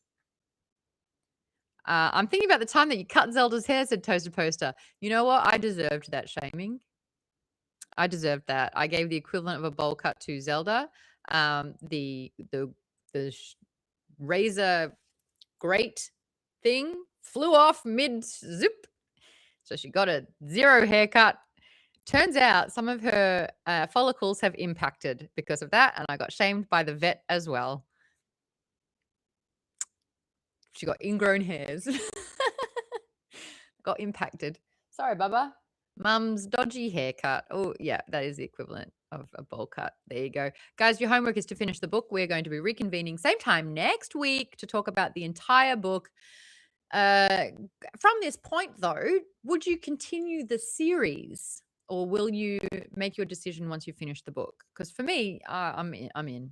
I really like it. I'm a big fan. Lisa's in. Robin's in. KB Dubs is going to see what happens. Faden probably will finish. Darren, you still there? Oh, he's long gone. Darren? I'd continue if the book club does it. We'll see how it ends. Okay. But like if we weren't going to continue it, it'll really depend on how it ends. Okay. Nick says it really depends on the ending of this book. I would want to, if I would want to continue. It's good, not great for me so far. Okay. Violeto says, I'm going to wait. I've got 6 ongoing series. I'm going to need you to name them. I want to know what series that you are in the middle of. I'm in the middle of Dresden Files. I just finished book 8. Weaker book. I didn't love this one at all. Molly is a minor and he got naked for Dresden. And that's a no for me. I know. I was like, she's 17, Jim Butcher. Fuck. Let her do a misguided kiss or something. Don't. Nah. So, yeah, reading that again, I'm like, oh, don't like. Steph says, I'm going to finish it. It's a finished trilogy, is it not? Yes, it is. And the movie's out in January. Lisa says, only 6, Tyler Bow. I only got 6 series at the moment. Wait, I got Dresden Files. I got this one. I've got, what else am I reading? Technically unfinished series, Red Rising, Dungeon Crawler Carl, Murderbot. That book's coming out soon. Yes, we'll be reading that one, I think. Violeto, awfully quiet after the accusation of 6 book series is out. Maybe you're still typing. You know what? There's 6 of them. You might be still typing. I just want to hear that. I'm really actually quite interested. It wasn't a challenge like name 6 bands. What are the 6 songs? It wasn't that at all. It was like, wow, what are these? Here we go. Bloodsworn, First Law, Jade City, Loch Lamora, Dungeon Crawler Carl. Sick list. Bloodsworn. Is that John Gwynn? Or someone? First Law. Technically, so are we. We've read the first book. We're all technically in the middle of that series. Eek. Jade City. We're technically all in the middle of that series. I'm not going to be finishing it. God, it gets such a good rap. It gets such a good rap, guys. What's wrong with us? Loch Lamora. I made a bunch of you read that first one. We never finished it. We're in the middle of Will of the Many. Exactly, Darian. We're in the middle of that one. It's unfinished, but the second book's out. Who's read it? 12 chapters and I bailed. I read 12 chapters and I bailed. Hey, Lisa hasn't finished. Lisa says that Scott Lynch hasn't finished Lies of Lachlan Mora either. We have started tons of series and haven't finished many. Toast Post is listening to the Athena Club again. Just started book 3. K Frito says, hey, game on. Yes, tomorrow? Tomorrow?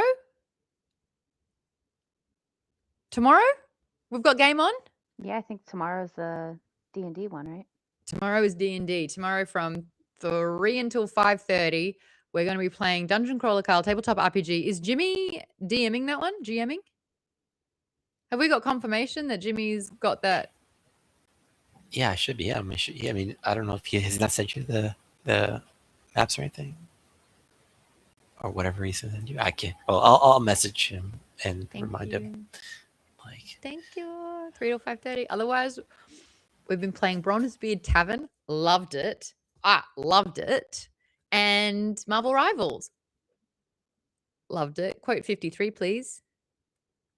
Is it quote 53? Someone posted it earlier and I was like, hell yeah. No, that's quote 32. Quote was quote 50. Do we have a quote 53? We don't have a quote 53. What is my Marvel Rivals quote? Let's go through them all, starting at 39. It's a little bit later. Maybe it's 41. Maybe it's 46. It's 53. Where's the quote? I can't see the quote. Violeto said, I stopped reading Bobaverse. Same. Dark Tower. Same. Sword of Truth. I don't know that one. I got 57 kills. Maude playing Scarlet Witch. Marvel Rivals. 57 kills. that's quick play too, right? Or is that quick play? Yeah, that's a crazy amount. Like, those are short matches, relatively speaking, and it's like Merch is murdering people every like 10 seconds. I was mowing people down, just mowing them down. It was an epic game. Yeah, where is that entire game just broadcast? We got to get that clip. Seb, do we just have that one game where I committed atrocities for the duration of the game? Anyway, let's raid. Raid? Yay. Do you remember my Heroes of Might and Magic friend? He's playing Age of Empires 2. That's exactly what we're doing. He's playing with 2 other people, it looks like. Gamer is DC, I think. Yay. He's only got 30 people watching. He's a newish... Oh, actually, no, he's been streaming for like 5-6 years.